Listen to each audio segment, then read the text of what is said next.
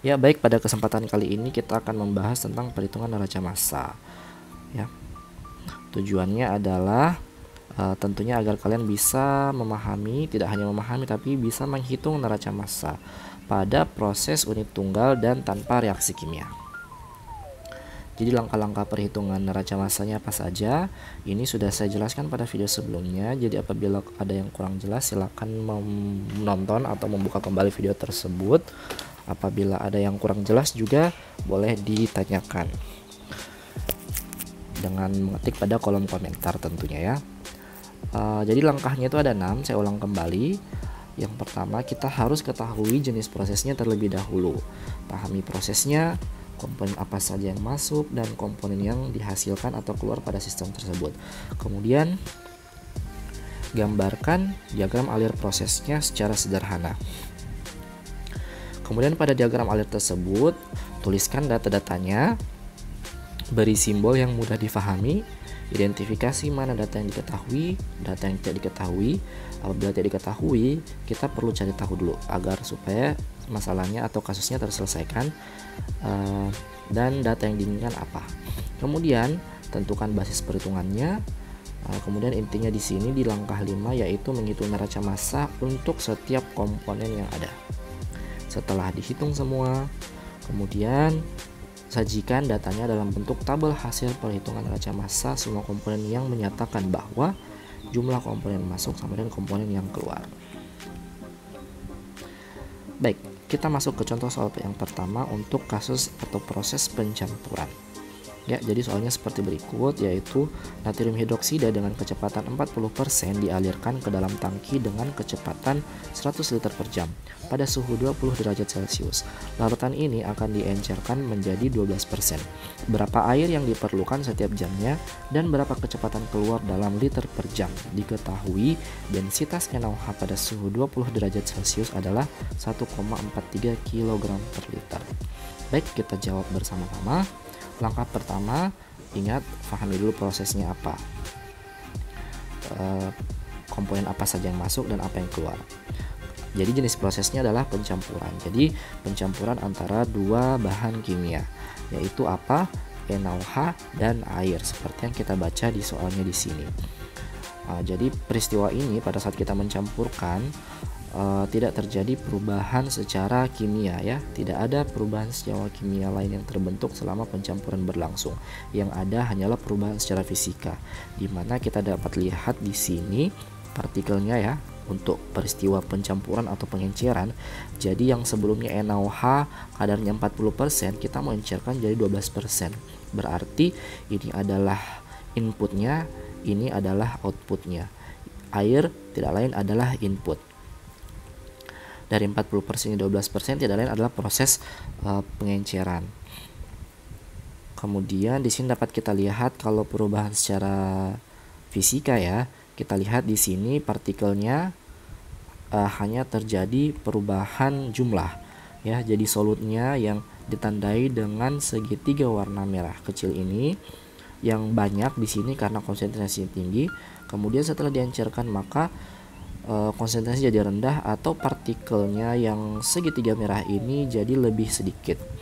Namun di sini tidak terjadi perubahan secara kimiawi. Dalam hal ini partikel yang segitiga merah ini sebagai contoh saja ya, sebagai ibarat saja, ini tidak berubah menjadi, tidak ada penambahan senyawa kimia yang lain, tidak ada perubahan dari bentuk. Jadi segitiga merah tetap menjadi segitiga merah. Dalam hal ini kita bisa melihat bahwa proses ini berubah tidak berubah hanya secara fisika tapi tidak secara kimiawi. Kemudian komponen masuknya apa? Yaitu NaOH 40% ya, air. Pada saat keluar yang ada adalah NaOH 12%. Nah, sekarang langkah selanjutnya yaitu gambarkan diagram alir prosesnya. Jadi gambar diagram alirnya seperti berikut. Gambarkan dulu bloknya untuk unit prosesnya apa di tengah.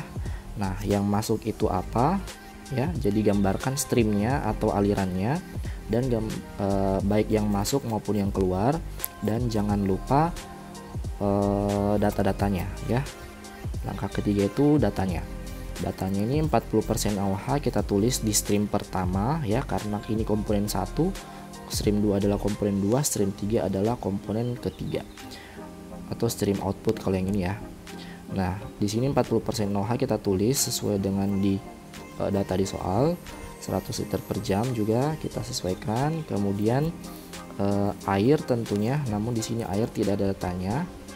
Kemudian untuk NaOH 12% sebagai output ya, kita tulis di sini 12% karena sesuai dengan di soal. Nah, di sini apa yang dapat kita identifikasi lagi. Jadi di sini terbagi yang ada yang warna biru, merah dan hijau. Ini adalah larutan pekat, larutan pengencer, dan larutan yang encer atau produk yang dihasilkan.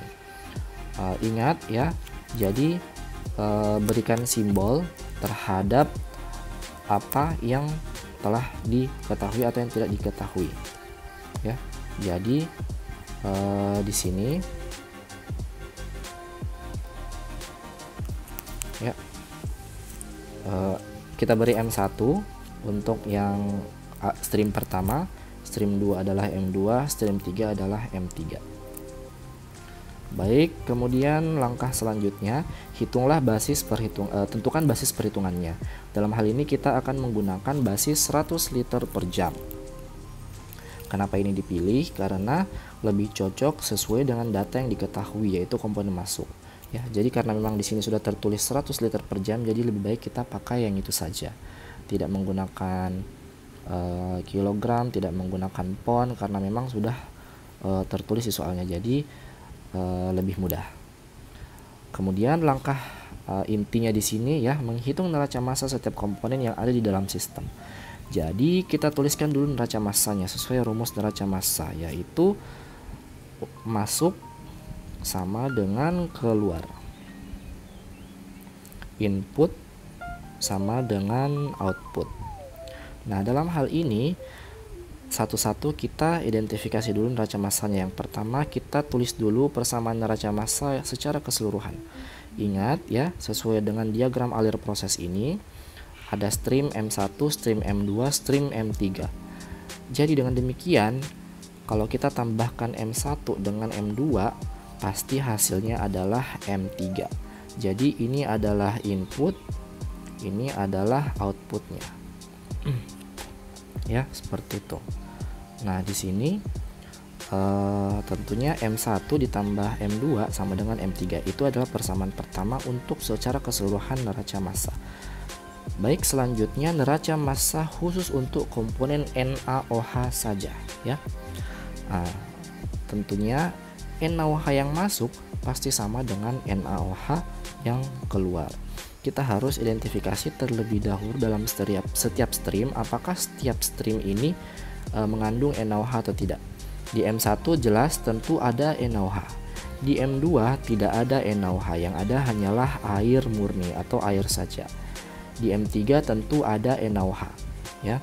Jadi dengan demikian kita dapat menuliskan di sini M1 dikali X NaOH, fraksi NaOH ya. Jadi ini adalah fraksi NaOH sama dengan M2.0 tambah M3 fraksi NaOH ya. Fraksi NaOH di stream 3. Nah, di sini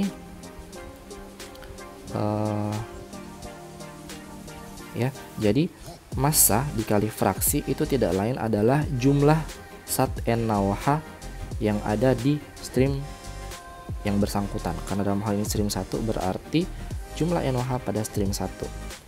Ingat, massa dikali fraksi itu adalah jumlah massa dari NaOH-nya. Kemudian M2.0 di sini kenapa dia 0? Karena pada M2 tidak ada NaOH. Jadi fraksinya pasti sama dengan 0. Sehingga ini pasti bisa diabaikan. Kemudian M3 dikali fraksi NaOH pada stream 3 akan menghasilkan jumlah berapa banyak NaOH yang ada di stream 3. Sehingga ini kita bisa langsung identifikasi persamaannya. Kemudian setelah menghitung neraca massa dari NaOH, kita hitung neraca massa dari air. Ingat, pada stream 1 pasti selain ada NaOH ada airnya juga. Di M2 adalah full air semua ya, karena airnya full semua berarti fraksinya sama dengan 1. Kemudian di M3 itu NaOH 12%, berarti ada NaOH, ada air juga. Nah, di sini kita tuliskan persamaan yang lebih rinci, jadi masanya dikali fraksinya, fraksi air pada stream 1 ya, ditambah M2 kali 1 sama dengan M3 kali fraksi air di stream 3.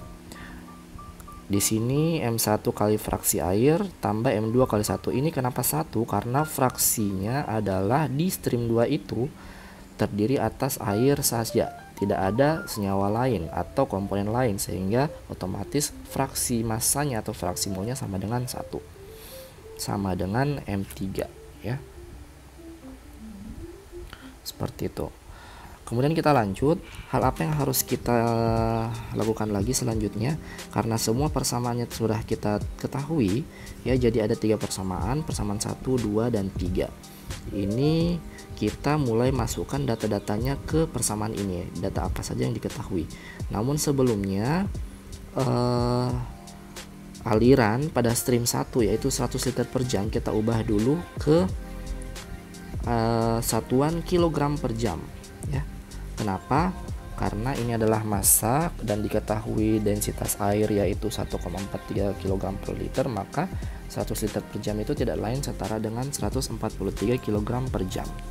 Kemudian kita masukkan data-data yang ada. Jadi yang paling gampang dulu yaitu persamaan 2 ya, persamaan 2 yang ini. Massanya ini ada ya, jadi diperoleh 143 dikali 0,4 sama dengan 0 tambah 0,12 dikali M3. Setelah dihitung semua diperoleh 476,7 kg per jam ya.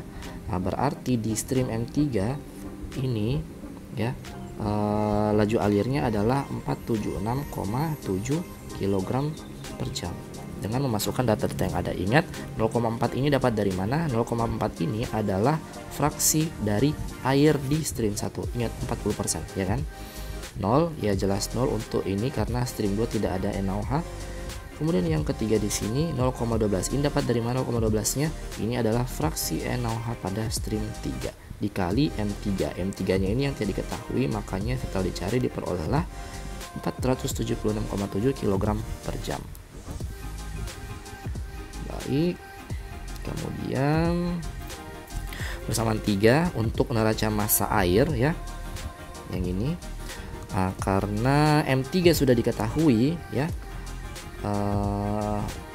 M2 belum, M1 diketahui, fraksi air di sini diketahui ya, berarti tinggal dimasukkan saja semua datanya. Fraksi air di stream 3 juga diketahui ya.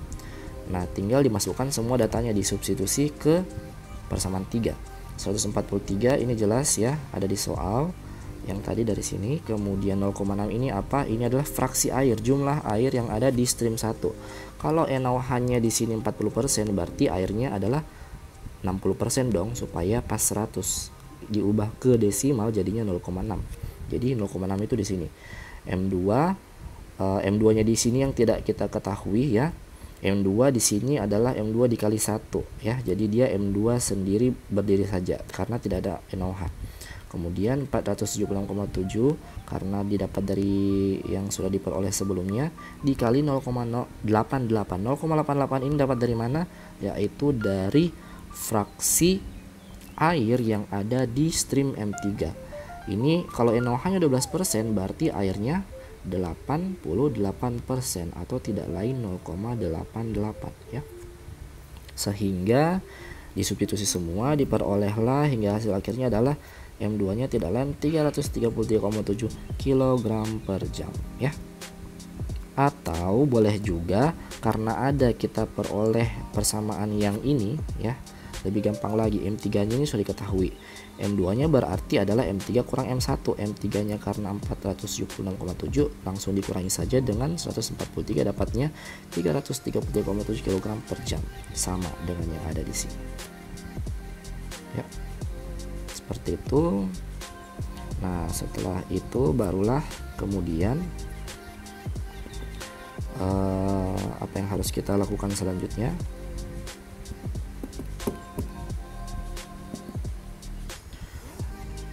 Langkah 6 atau langkah yang terakhir di sini kita harus menghitung neraca massa ke seluruh komponen yang ada, karena semua dianggap M1 M2 nya sudah diketahui dan M3 nya, berarti kita bisa melihat massanya antara yang masuk keluar apakah sudah sama atau belum. Jadi tabelnya seperti berikut, ada komponennya ya di kolom pertama. Jadi NaOH lautan pekat, air sebagai pengencer, dan NaOH plus air hasil campuran dari kedua ini yang tidak lain adalah larutan encer yang 40% ya, dan 12% ini 100% airnya. Nah di sini yang masuk 143, airnya yang masuk 333,7, totalnya itu 476,7 massanya ya, 476,7 kg per jam. Yang keluar adalah air di sini plus NaOH yang encer itu 476,7. Di total ya di sini jelas sini kosong karena tidak ada, jadi dipastikan oh ternyata sudah sama antara yang masuk dan keluar, berarti telah terjadi keseimbangan ya, seperti itu.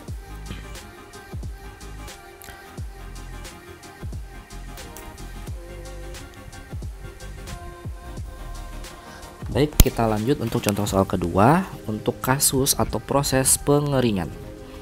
Ya, jadi sebagai berikut saya bacakan soalnya.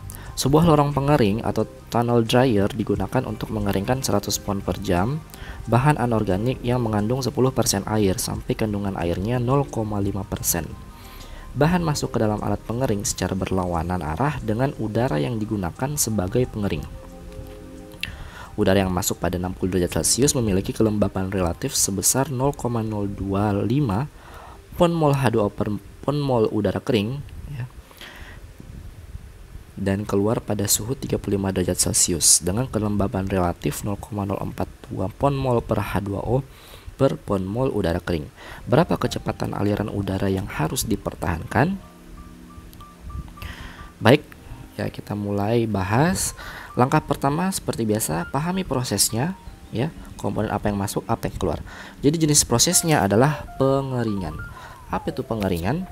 Pengeringan zat padat adalah pemisahan sejumlah kecil air atau zat cair pada sebuah material padat sehingga kandungan sisa air tersebut atau zat cair di dalam material padat tersebut berkurang hingga nilai terendah yang dapat diterima ya. Suatu material dikatakan kering bukan berarti tidak memiliki atau tidak mengandung air sama sekali, tetapi airnya masih ada ya, tapi namun dalam jumlah yang lebih kecil. Jadi seperti itu ya, kalau dikatakan ada suatu padatan atau material yang kering itu tidak serta-merta airnya kosong, tetap ada air tetapi dalam jumlah yang kecil. Ini yang harus kita pahami dari prosesnya. Nah, kemudian apa yang harus kita lihat di sini lagi, proses pengeringannya ini tidak berlangsung serta-merta dengan pemanasan biasa, tetapi dengan dihembuskan udara. Bahannya apa?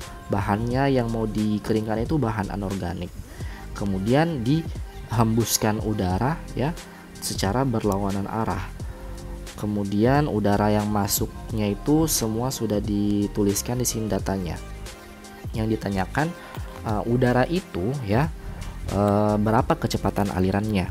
Nah, apa yang harus kita ketahui di sini, pada udara tersebut itu tidak serta-merta udaranya udara yang kita tidak ketahui komponennya, tetapi di sini udara tersebut mengandung air, karena udara kering itu belum tentu serta-merta kering, tetapi masih tetap mengandung air ya. Jadi ada uap air di dalamnya. Jadi komponen udara di sini harus kita pahami itu mengandung H2O. Dengan demikian di sini apa saja komponennya ya. Ya, jadi sebelumnya bisa kita lihat dulu dari sini gambarnya. Ini adalah proses pengeringan ya, pengeringan manual di bawah sinar matahari. Namun kalau yang dalam hal ini pengeringannya tidak menggunakan pemanasan atau dijemur biasa, tetapi dengan menghembuskan udara seperti yang ada di gambar dryer ini ya. Nah, komponen masuknya apa saja? Nah, di soal dikatakan materialnya itu ada bahan anorganik mengandung air 10%, berarti fraksinya 0,1 ya. Terus ada udara. kelembapan relatif 0,025. Kalau dikatakan kelembapan relatif berarti udara itu mengandung air ya, dengan jumlahnya 0,025 pon mol H2O per pon mol udara kering. Jadi setiap 1 pon mol udara kering mengandung 0,025 pon mol air ya. Jadi itu bisa diidentifikasi nanti fraksinya berapa. Kemudian komponen keluarnya apa? Bahan anorganik yang tentunya kadar airnya lebih rendah dari 10% menjadi 0,5% seperti yang dibaca di soal ya. Di sini ya. Dari 10% ke 0,5%. Ya, jadi ini 10% ke 0,5%. Jadi lebih kering ya. Bukan berarti airnya 0%. Nah, terus yang keluar juga apa? Ada udara ya yang lebih yang dengan kelembapan relatif itu sekian ya, 0,42 pon mol H2O per pon mol udara kering. Kemudian langkah selanjutnya kita gambarkan diagram alir prosesnya ya. Jadi seperti berikut diagram alir prosesnya ya. Jadi di tengah-tengah itu ada alat pengering. Apa yang masuk, ingat ya, dalam soal dikatakan berlawanan arah masuknya, berarti stream ini yang masuk berlawanan dari sisi yang satunya. Jangan lupa diberi simbol agar yang lebih mudah. Jadi ada 4 stream di sini ya, masuk, keluar ya. Nah, kita tulis ini sebagai M1, M2, M3, M4. Input, output. Nah, di sini apa yang diketahui, apa yang tidak diketahui. Kita tulis terlebih dahulu ya semua data-datanya yang diketahui apa saja. Jadi M1-nya itu adalah 100 pon per jam seperti yang dibaca di soal. Kemudian di material tersebut mengandung air 10% ya. Nah, berarti ini fraksi air dan fraksi anorganiknya bisa ketahuan. Kemudian di stream yang satunya itu masuk udara ya dengan kelembapan relatif itu 0,025. Tapi streamnya belum ketahuan berapa kecepatan udaranya ya, berapa pon per jam itu belum ditahu. Kemudian M3-nya udara ya, yang keluar ini udara dengan kelembapan relatif diketahui di soal, belum diketahui berapa pon per jam kecepatan udaranya. Begitu pula dengan bahannya, materialnya yang sudah keluar ya, yang sudah diproses, dikeringkan. Airnya 0,5%, anorganiknya berapa, kecepatan alirnya itu juga belum ditahu ya, seperti itu. Baik, kemudian kita lanjut ke langkah 4, yaitu tentukan basis perhitungan. Kita mau berapa basis perhitungannya? Kita pakai 100 pon per jam bahan anorganik. Basis ini dipilih karena lebih cocok dan sesuai dengan data yang diketahui ya, yaitu ini 100 pon per jam. Jadi kita pilih saja itu, kita tidak memilih 100 kg per jam, 100 liter per jam, tetapi 100 pon per jam. Tidak dipilih juga 1000, tetapi 100 karena memang sesuai dengan data di kondisi soal atau pada kapasitas alatnya juga itu diasumsikan seperti itu. Kemudian langkah 5, menghitung neraca massa setiap komponen yang ada di dalam sistem. Jadi ingat ya, input sama dengan output. Itu rumus umum dari neraca massa untuk proses yang tidak melibatkan reaksi kimia. Jadi pengeringan ini juga tidak melibatkan reaksi kimia ya. Kalau dikeringkan ya kering, tapi tidak berubah secara kimia senyawa yang dikeringkan itu. Hanya airnya saja yang terpisah. Nah, di sini pertama neraca massa totalnya dulu harus kita hitung. Jadi M1 tambah M2 sama dengan M3 M4. Jadi ini M1 ya, ditambah M2 pasti hasilnya adalah M3 dan M4. Jadi yang masuk sama dengan yang keluar. Jadi seperti itu. Kemudian komponen apa lagi yang ada? Komponen air ya. Komponen air itu ada di mana-mana saja di setiap stream ini. Jadi ini ada 4 stream ya. Di antara stream-stream ini airnya ada di mana saja. Di M1 jelas ada air ya, karena mau dikeringkan. Di M2 ada air juga karena udara ini mengandung kelembapan, mengandung air. Kemudian M3 ada air juga, udaranya lembab ya. Kemudian yang di M4 ini ada bahan anorganik, ada air juga. Jadi materialnya sudah kering, berarti airnya lebih sedikit. Jadi ada air, ada bahan anorganik, sehingga ada di semua stream. Nah, barulah kita tuliskan semua massa dikali fraksinya. Jadi M1 kali fraksi M1 ya. Jadi fraksi air di stream M1, massa dikali fraksi air di stream 2. Jadi semua dituliskan di sini ya, sehingga diperoleh persamaan B. Kemudian jadi seperti itu ya tadi neraca massa komponen airnya. Kemudian kita hitung juga neraca massa bahan anorganiknya. Neraca massa bahan anorganik yaitu M1 sama dengan M4. Kenapa seperti itu? Karena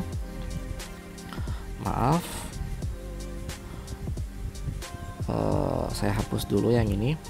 M1 sama dengan M4 karena bahan anorganik hanya ada di stream M1 ya dan M4. Di M2 tidak ada bahan anorganik, di M3 tidak ada bahan anorganik. Jadi M1 di sini pasti sama dengan masuk dan keluar ya, seperti itu.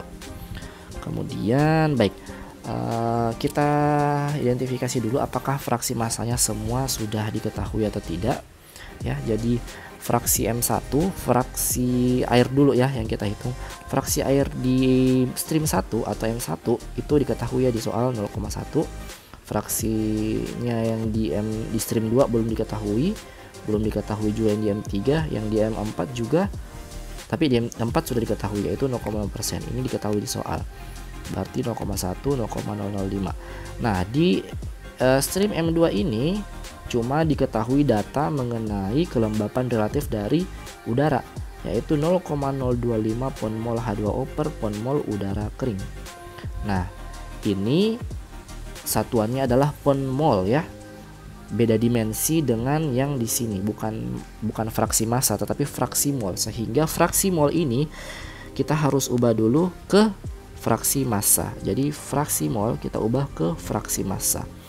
Dari pon mol H2O per pon mol udara kering dikonversi menjadi pon H2O per pon udara kering. Caranya gimana ya?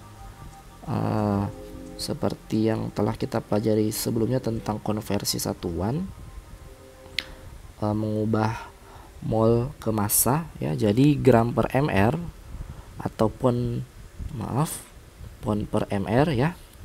Berarti kalau mau cari ponnya, mol dikali mr-nya ya. Penguraiannya seperti di sini.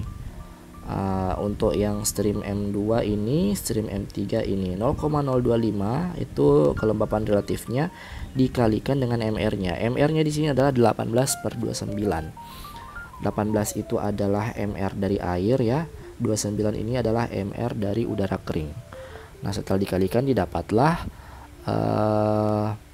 konversi satuannya yaitu 0,015117 pon H2O per pon udara kering. Begitu juga dengan stream M3 diperoleh hasilnya seperti ini. Nah, jadi setelah dikonversi dari pon mol ke pon ya, angkanya seperti ini. Jadi diperolehlah jumlah airnya. Tetapi ini baru massa, belum fraksi massa ya. Tapi yang kita inginkan adalah fraksinya ya.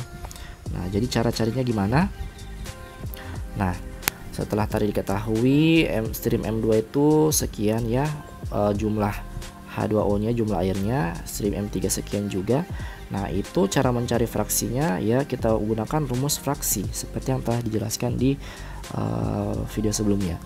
Nah, di sini mencari fraksi berarti bagian dari M2 ya, 0,01517 dibagi 1 tambah 0,015117.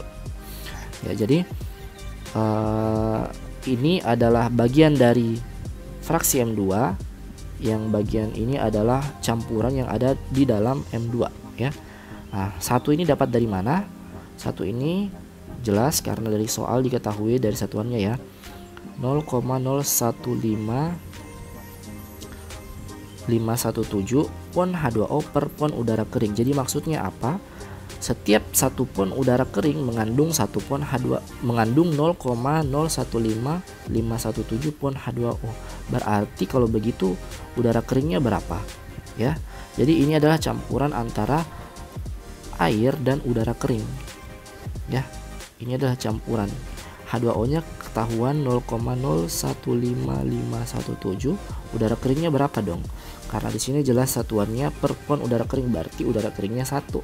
Dengan demikian di sini kita tulisnya 1 tambah sekian, dan diperolehlah setelah dibagi dapatnya fraksinya 0,01528. Begitu juga dengan stream di M3. Kita gunakan dengan rumus yang sama, diperoleh hasil fraksinya dengan demikian. Berarti semua fraksinya sudah lengkap ya. Keempat-empatnya karena sudah lengkap, baik kita lanjut, barulah kita ke substitusi ke soal. Nah, karena datanya sudah diketahui semua, jadi yang persamaan A yang tadi itu kita masukkan angkanya, jadi dapatnya 100 tambah M2 sama dengan M3 tambah M4. Ini jadinya adalah persamaan D. Kemudian neraca massa komponen air, kita masukkan juga data yang ada. Jadi M1-nya ini diketahui ya di sini. Fraksi M1 0,1 ya yang ini. Kemudian M2 tidak diketahui ya. Kemudian ini adalah fraksi dari H2O atau air yang ada di udara kering seperti yang telah kita hitung sebelumnya di slide sebelumnya. M3 adalah ini belum diketahui. Fraksi ini adalah fraksi dari air yang ada di stream M3, kemudian M4. Kemudian M4 ini tidak diketahui berapa kecepatannya atau massanya di situ, tapi diketahui fraksi airnya adalah 0,5% atau 0,005. Dengan demikian dimasukkan semua datanya dan diperolehlah dari persamaan B menjadi persamaan E dengan data yang lebih lengkap. Kemudian neraca massa bahan anorganik M1 sama dengan M4. M1-nya ingat ya 100 kali 0,9. Ya 0,9 ini dapat dari mana? Karena tunggu saya hapus dulu. Ya 0,9 ini dapat dari, kalau airnya 10% berarti anorganiknya 90% ya, supaya pas 100. Jadi seperti itu. Nah, kemudian 0,995 ini dapat dari mana? Dari 1 kurang 0,005 ya. Jadi 0,995 fraksinya dikali M4. Berarti dengan demikian bisa kita cari tahu M4-nya berapa. M4-nya ternyata setelah dihitung dia adalah 9,45 pon per jam. Jadi M4-nya sudah diketahui ya. Lanjut cari lagi M2 dan M3-nya ya. Jadi dari M2 dan M3-nya ini bisa kita cari tahu dengan mengsubstitusi dan eliminasi dari yang ada dari persamaan E dan persamaan D ya. Nah, ingat M4-nya sudah diketahui, substitusi dulu sehingga ada persamaan baru muncul, dan setelah dilakukan eliminasi dan substitusi diperoleh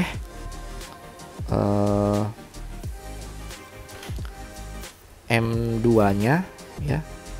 M2-nya itu adalah 918,57 dan M3-nya adalah 928,12. Setelah ditotalkan ya, neraca massa keseluruhan komponennya ini 100, ini 90,45, dan diperoleh ternyata sudah sama apabila ditotalkan. Yang masuk sama dengan 1018,57 dan yang keluar itu adalah 1018,57. Jadi seperti itu.